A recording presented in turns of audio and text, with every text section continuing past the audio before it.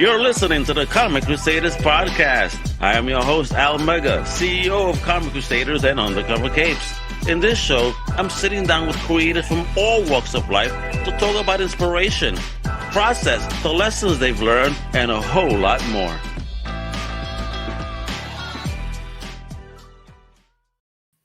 Wepa! Yes, it's Al Mega and I'm back. This is a whole day of pod. That's right. Welcome to the new Comic Crusaders Podcast. Today we have an awesome guest, all right? Now, I know in the past week I've spoken comics, we've spoken toys, we've spoken blockchain. Today we talking some acting, that's right, with comedian, singer, impressionist, the one and only, the legendary, all the way from Long Island, from my hometown, New York, son, Stephen Sorrentino. What's up, hermano? Oh, it's coming up, man. I just want to make sure that you know that my eyes healed since the movie. How are you, brother? I am doing great. Thank you for jumping in today, brother, and just hanging out to talk about the greatness of everything you're doing, your career. I mean, bro, and look at the energy just popping off the screen. You're like, yeah, let's get it. It's a New York thing. It's a New York thing, you know? Yeah. You know, brother, when New Yorkers have this thing that we see each other, and if I say something, you come back, it's like this automatic improvisational thing that it's born into you. Brooklyn, Long Island, Manhattan, you know, we're all the same. We're connected. We're all the same, except for you tell my wife when she says that when people tell her that they're from upstate New York, she goes, "That's not New York." I was like, damn. I'm like, Ma, are you trying to get us beat up now? Not here, not now. I'm not ready. I have a full stomach. You go to Coney Island. Oh my gosh, Coney Island. You know what though? I mean, the Coney Island of nowadays is not the Coney Island I grew up with. You and me both. It's really rough. It's rough. Isn't it rough to see it? Like it's so gone. One of my favorite rides as a kid was always the hellhole. Nothing like disappeared. All of that stuff. It's just a different world, man. What was it the Cyclone? That's still there. It's an iconic thing. They won't ever take that down. But nothing. I mean, the best folks. If you hit the Cyclone, sit in the back, not the front. Yeah, the front's easy. The back is rough. Oh my God! Listen. If you want to sue somebody for whiplash, right? Talk to my lawyer. You looking good, brother. Well, let's talk about it. Yeah. Your career, brother. We already know you're a New Yorker, Long Island. I mean, the accent is there. Talk about that journey, man. How did you get into all the acting and the comedy? I mean, I know New York is in itself a grand stage, but how did you go about it? I started out like my grandfather was my grandfather. If you ever watch I Love Lucy, he was like kind of like a Ricky Ricardo. So in the 1950s, he had his own club and he had his own band, and then the curtain would go up after people had dinner. And he had an orchestra and he would sing and all that stuff. Good looking guy. My mother was his singer. So it was all in the family. My father was a sax player. So I'm third generation weirdo, you know. That's part of it. I grew up backstage. My grandfather used to give me the big finger, I called it. He was this big Italian dude, you know. And he would go like this when I was 5 and I would freeze. And my grandmother would say, "Grandpa wants you." And I'd go up there and sing with him. But I was scared to death. But something about it, when I would leave the stage, it felt good because every eye was on me and people would smile. And that just made my heart warm, you know, as a little boy. Growing up, I always wanted it. And the rest was easy, you know. I just kept at it. Well, for real, though, you were living with the real life Ricky Ricardo in theory. How was that life, though? I mean, always being entertainment. I can't imagine the weekends at the crib. Well, a lot of times when I was a little kid, my parents would be performing all the time. So I would stay with grandma and then she would bring me to the club at night. For an hour or so, I'd get on stage and then get off and be backstage. Or like New Year's Eve when I was like 7 years old, my parents took me to the big gala that they were playing. And I was a little boy playing tambourine next to the drummer. And then at 12 o'clock, my mother had all these custom made gowns. She was really beautiful. And after they sang Auld Lang Syne, she came back to me and hugged me and, you know, wished me Happy New Year. Then my dad, when he was done playing, he took a turn and came back and wished me Happy New Year. I'm going to get teary thinking about it because it was really a blessed kind of childhood, and it set me up for being a musician, a composer. I play flute, sax, piano, and guitar, and sing everything from Pavarotti to Led Zeppelin still. It just set me up to be a producer. I love the business. I love every part of it. And I love to see people rise in it, acting, performing, composing. So all of those elements went into me as a little boy, and I'm full of it. And I just want to let it out as I go older and try to contribute more to film, television. I mean, I mentor people in China, young acting students, and I love it, man. I couldn't think of a better way to spend my life. Wow. And how did you acclimate yourself in it? I mean, did you take any formal education, or because it was a family business, quote unquote? I mean, did you have it easy trying to get in? Well, for me, I always had a good ear, and I'm an impressionist. I mean, I did a show on the Las Vegas Strip where I'm at right now for like 20 years called Voices in My Head. So I did everything from like Joan Rivers, oh, can we talk, to Sammy Davis and singing all this stuff and singing opera. So I'm a voice guy. And for me, listening, like playing the flute, I listened. I went to see Jethro Tull when I was a little boy. And I watched Ian Anderson play the flute, this jazz rock flute. When I went home, I needed to play that damn flute. So my father rented me a flute. Within 2 weeks, I was playing because I got an ear. And then 2 weeks? 2 weeks I was playing. I didn't say good. Holy I said I was playing. Hey, bro, you give me something for 2 weeks, I'll play it, and it's gonna sound horrible as if it was, still the first day I played it. What can I say? I got the ear for it, but I wasn't great, but I still play flute every night in my show. I still do it all these years later. But I went to I studied acting in New York. College for me, high school, I was hanging out in the band room, practicing, skipping classes, stuff. So wasn't a good student. But everybody in my yearbook when I was in high school wrote, even the teachers, we want backstage passes to your first Broadway opening. It was all that. So they knew where I was going. I wasn't a bad boy. I just wanted it. I wanted to be on stage and I wanted to make people happy. So what was the first big dolo break that was just you, that you did it on your own? I think when I got a record deal when I was like 26, and that was cool to hang out with the big stars. That I would say the first time really on stage, one of my favorite gigs was with Patti LaBelle. I was her opening act. You met the great Patti LaBelle. Met her. She used to make me sandwiches backstage. What? Yeah, I did her 60th birthday with her in Long Beach. I think it was Gay Pride Long Beach, and it was 10,000 people. And that to me was like, holy, when I walked on that stage, I had, first off, it's Patti LaBelle, and she's going to hear me sing. So, that's the master. So you want to get scared, do that. And I went on stage, and I just, I psyched myself out because I had worked with her in Las Vegas about maybe a month before. And they called me and she didn't feel well. And I'm like, okay, because I sing, my comedy is singing stuff. And I'm looking at the stage and I'm like, wait a minute, Patti LaBelle is going to watch me. I'm dead. So I looked at the microphone. I said, I know a microphone. I looked at the monitor, the sound, the stage. I said, I know that. I said, there's an audience. I'm okay with that. I just got to cut the rest out. Went on stage. Said, you're with me forever. She grabbed my head with those beautiful nails. She grabbed it. And I said, God bless you. When I opened for her, it was 10,000 people in Long Beach. And that was, you can't get higher than that. I mean, there's no drug or no vacation you can go on that makes you bigger than that. It was beautiful. That was the first whoa for me. Whoa. All right. See, me, I could do this. I'm behind a screen, in front of a camera. There's no one here. One time I did a panel that must have had at least 25 people in the room. And I mean, that's small. You're talking 10,000 and me, I'm like this the whole time. What's the secret, bro? What's the secret? I could do it in front of 10,000 people. I can't do it in front of 2. I get nervous. Or my father. I can't sing in front of my father. I'll just see myself. Wow, really? Low self-esteem? I don't know. Now, you because one of these gigs, one of these 2,000, 3,000 gigs, I want to get you up there and sing something. Oh God, you don't want to hear how Mega sings the blues. Everybody's gonna have the blues after that. This is their cruise. Let me ask you. So, you've also been cast in film, right? And for what I understand, you've been in about 21 films. And it was funny. When I saw your picture first, I already kind of said, oh, man, he looks like a certain type.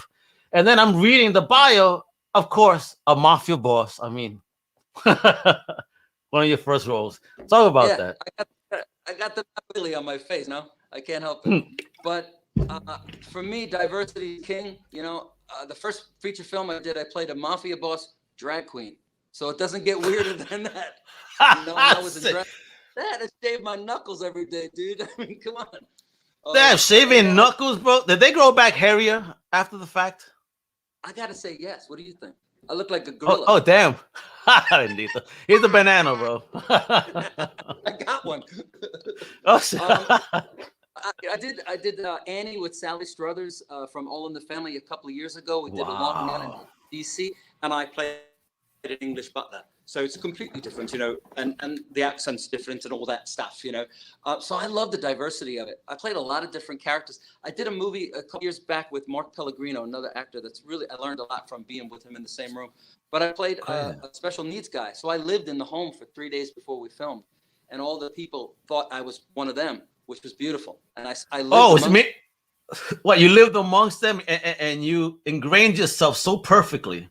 Well, I felt like one of them, and they thought I was one of them, and it's like a Meisner thing, I felt it. And when I left, they're like, where are you going? So I love it. But they're letting you out already? You want to here 3 days? It's a short stay. What can I say? I'm cured. Okay, much better. Wow. And you, again, I love All in the Family. So, wow, you work with Sally Struthers. How's that experience with her? Great actress. Listen, I work with a lot of famous people. As I got older, I believe in manifestation and creative visualization. And since 1978, since I'm a kid, I wrote in a journal what I wanted. And I got to tell you, I got almost everything in one way, shape, or form that I wanted. Almost everything. And one of the things I wanted to do was work with Debbie Reynolds, which is Singing in the Rain, Hollywood star. And I was her co-star for 5 years. I also put down Sally Struthers, because I always loved her. And there I was auditioning and them saying, Sally's going to love you. And I'm like, man, this stuff works. So all you listeners out there, if you want something, you create it. Say it, write it down, say it's happening. It's already happened. I just didn't get the damn memo yet, but it's coming. It's the promise, man. It really works. See, I love that. I tell people that too, that write it down, say it, speak it out to the world, because once you speak it, it begins to live. Yeah, so Sally Struthers is. The set for All in the Family is in the Smithsonian. She's television history, and there I am every night, kissing on her and stuff on stage, and being her boyfriend, because I played 5 roles in Annie. Debbie Reynolds. I used to have lunch with Jerry Lewis here in Las Vegas once every other week or so. With Jerry Lewis, wow, dude, you got to pinch yourself and go, wait, is this really happening? Because you manifest it. First off, I need to get a broom with a dustpan. All these crazy names you're dropping here. Jeez. Jerry Lewis, I remember as a kid, back in Channel 5 in New York, before it was Fox 5, when they would show those on the weekends all the time, the Jerry Lewis movies. Yeah, it was the best. But everybody used to, because when I had longer hair, I didn't have shaved my head. I used to look like Jerry Lewis. So a lot of times we'd have lunch together and I go, oh, thank you very much. And there's something else about you too, because you've been like touring for a long time. You've been in 25 countries, 43 states, performed with Disney. And I'm gonna drop a name before you do. Dick Clark. Jeez, yo, bro. Yeah. And I understand you're the #1 Elton John impersonator. Yeah. On top of everything else, I am the #1. Get this stuff. The #1 Elton John tribute artist in the world. I don't. What? I don't know. This is crazy.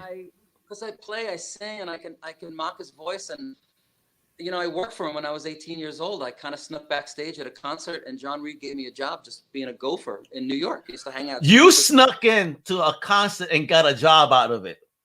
I actually said I was a clothing designer named Kus Antenat, and I got backstage passes. Cool. This is a gangster dude right here. This is a gangster dude right here. I love it.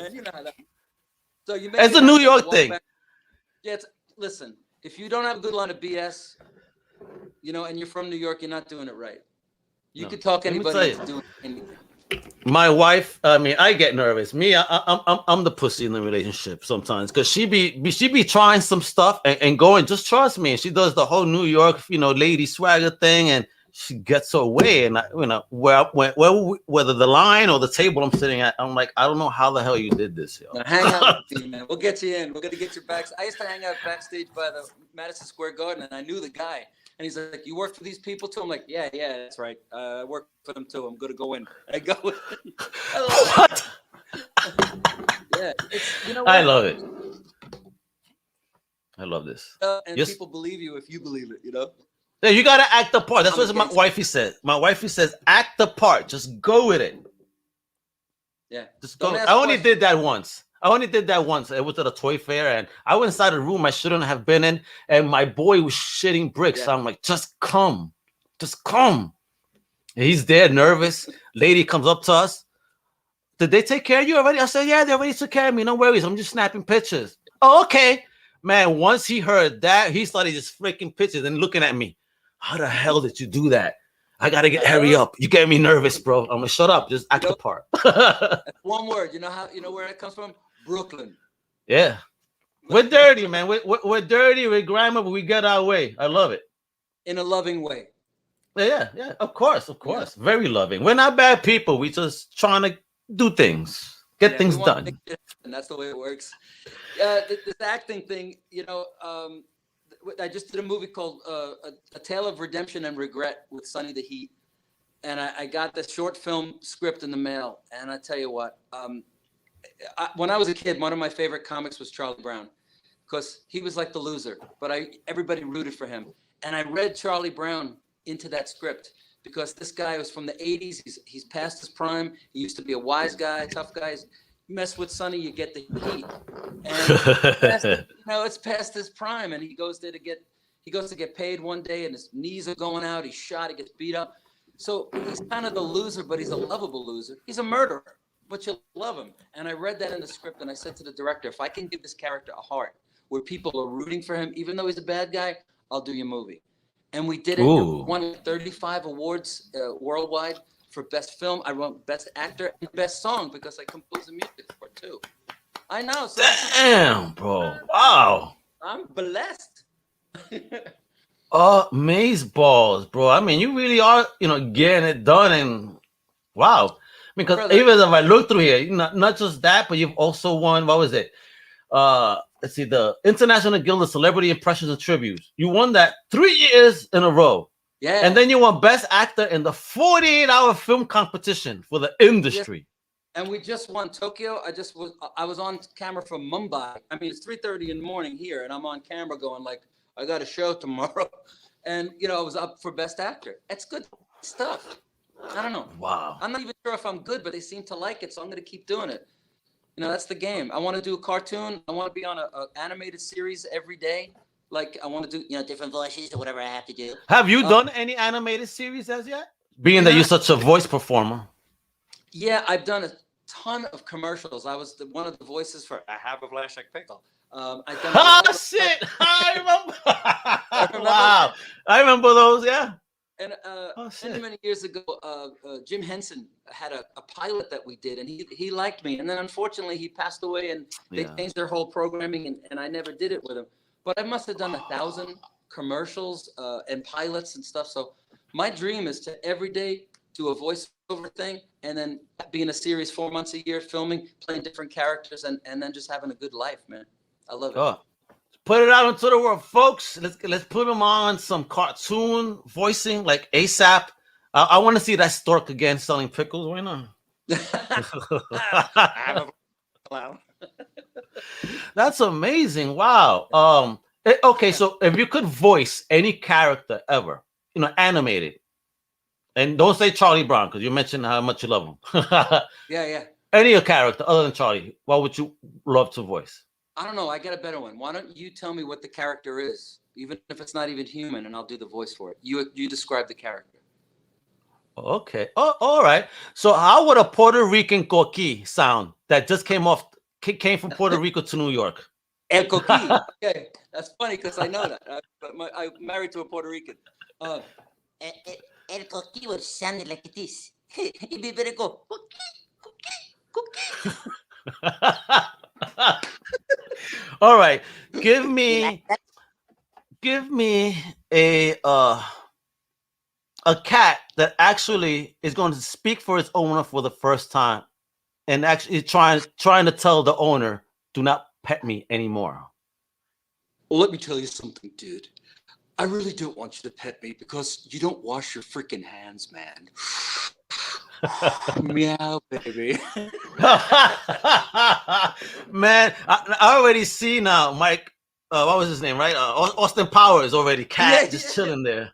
Just sitting on the sofa doing that shit. Like, you know what, brother? I'm tired of this. I'm going to come out of my skin for the first time in my life and just say, don't pet me no more. I've been in the bathroom with you, right? You do a voice. That's horrible. You do impressions out. I really can't do impressions, man. I just don't. I just get stupid sometimes. My Brooke, hey, get the taxi over here, you know. I need some coffee right now. Give me some coffee. You know, CAWFEE. That's how we spell coffee in New York. Right? Coffee. KAWFEE. Coffee. Coffee. It's meatballs. And a roof. It's sausage.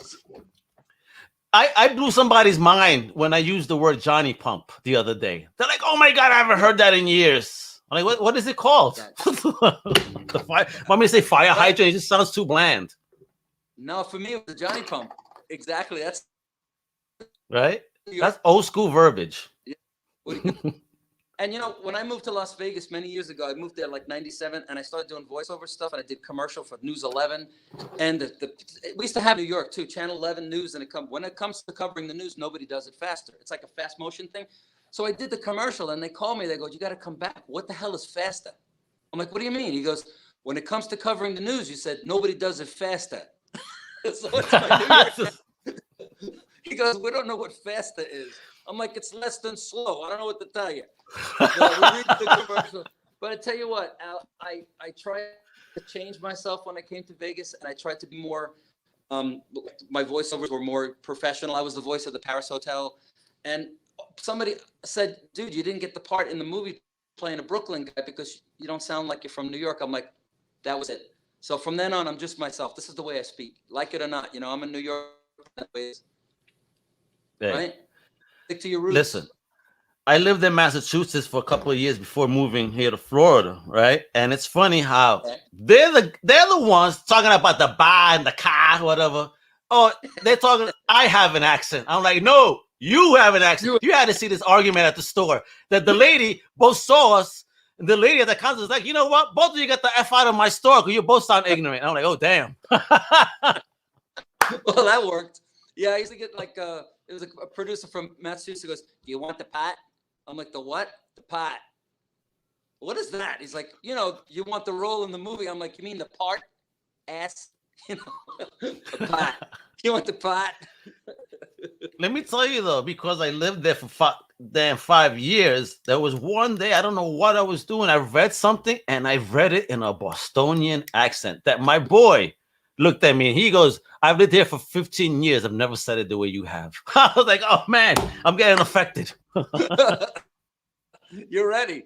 Boston boy. No, please. I hate the Red Sox. Yeah. Oh, do you? I can't stand them. Is that why you had to get out? Yeah, I had to. And you know what's crazy? I was more sick of the Pats fans. And then I come here to Florida and effing Brady follows me here. Brady, get off my shit, bro. I can't stand them.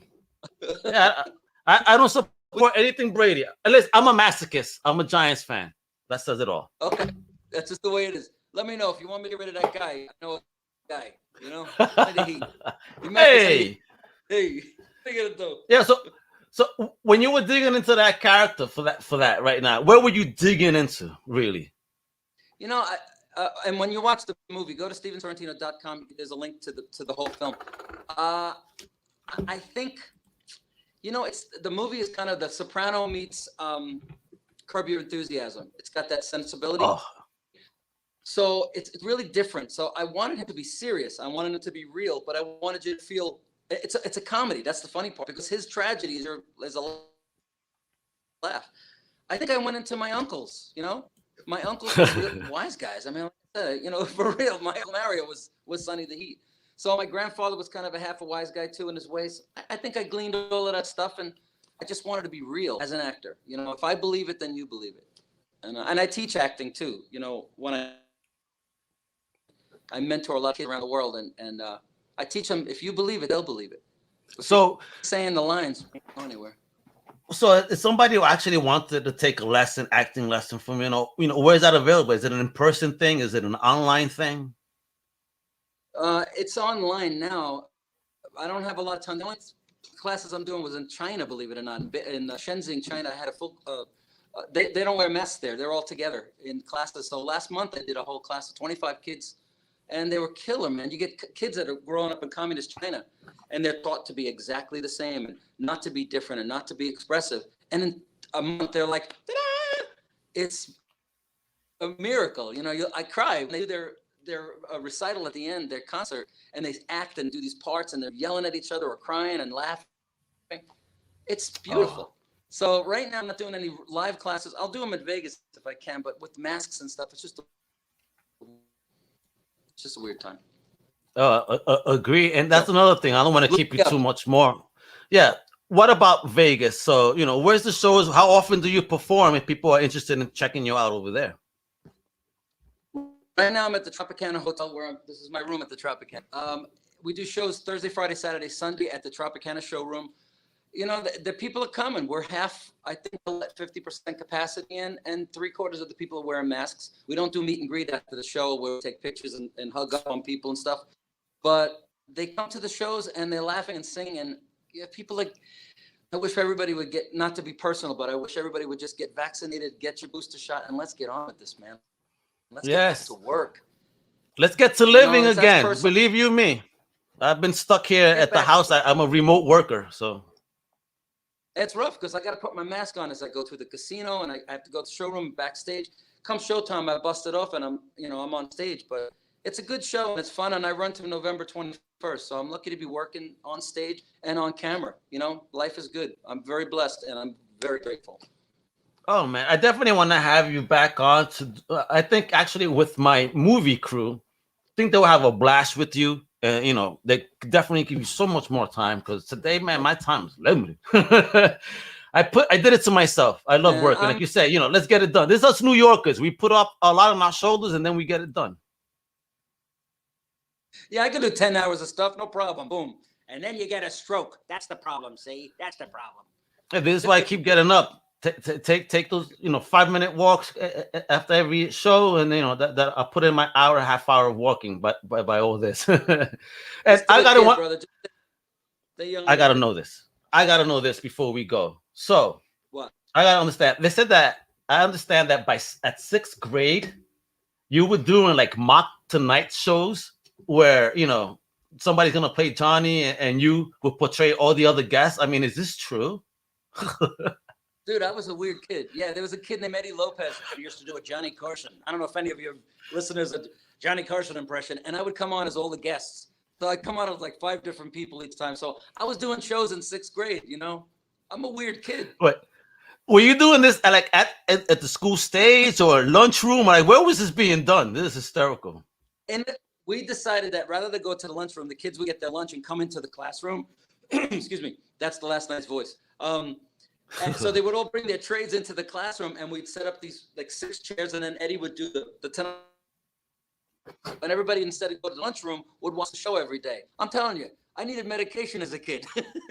Oh man, but that's not like a fun class. I would have been hanging out. Yeah, let's go to Steve over here. He's bugging out again. Hey, let me tell you something. When I was in 6th grade, I got a teacher by the name of Everett Prudhomme, and this guy was just all about, what do you want to do? Not you will do this. And everybody from that class, I'm an old man now, and I still keep in contact with most of those people. He changed our life, all of us, because he gave us the power to just be ourselves. And teachers are, if you're out there, man, it's so important that you inspire these kids. That's why I loved it too, because that man, imagine having during the classroom doing a show, every day, where one kid wanted to express himself and everybody was cool with it. Yeah. Love it. It's true. And a big thank you to teachers like that. Yeah. Teachers, we need more teachers like that. You have to love the craft of teaching. It's not a paycheck because it's not enough for you guys. But if you love it, man, it's coming out of your heart right into their little heads, and you're making. And look what happens. You get superstars like Stephen Sorrentino, get into the world with that type of encouragement. What about you? Hey, me, I did all this on myself. You know, us Brooklyn boys, we're hustlers and we grind. So it's like, you know what? I don't beg to join a club. I form my own. Wepa. That's it. You don't wait to join it. Right. Make your own, as we say. Exactly. This has been great. No, you've been great. Bless you. You have been totally great, energetic. I love it, man. This man has not stopped smiling, if you notice, throughout this whole thing. And it's just good energy, yo. God bless that spirit. I mean, that's not every New Yorker that's like this, you know. Those are few and far in between, to be honest. To meet cool ass New Yorkers like this. This is real. Yeah, well, I'm blessed to be able to do what I love. And if you could do what you love every day. When I turned 29, I just said, no more BS. And that was only last year. Yeah, that was last year. Nice save. But that was it. I just said, if I don't like it, I'm not going to do it. So I wake up in the morning and I do what I like, and it helps people, or it makes a living for me, and it inspires other people. It doesn't get better than that. It doesn't. Preach. Truth. Preach. That's so true. No, thank you for coming on, brother. You know, get that rest in, because today's one of those days off, I hope, for you, right? Yeah, I got the full day off. I'm going to go for a manicure and pedicure. How's that for being girly? What can I say? Hey, listen, though. I could use one, though. The one thing, listen, I'm not into the manicure thing, but those hand massages are the bomb. Oh. That's what I'm saying. I don't care about the nails. I mean, they cut my nails. I don't put polish on or nothing, but they go massage me. That's what I'm talking about up in here. Yo, for real, those hand massages, I thought, I almost fell asleep the first time I had, and my wife's like, what's wrong with you? I'm like, I'm in my moment, leave me alone. I love it. Shut up. Hey, listen. I'm about to marry my manicurist, you know? Shit. Oh, or at least take her on as a girl, whatever. Epa. All right, there you go, folks. Yo, please make sure to visit and find out what Stephen is all up to at StephenSorrentino.com. Not just that, check him out on the socials at S Sorrentino on the Twitterverse and Stephen.Sorrentino on Instagram. And of course, you know what to do with Comic Crusaders. Everything's in the outro.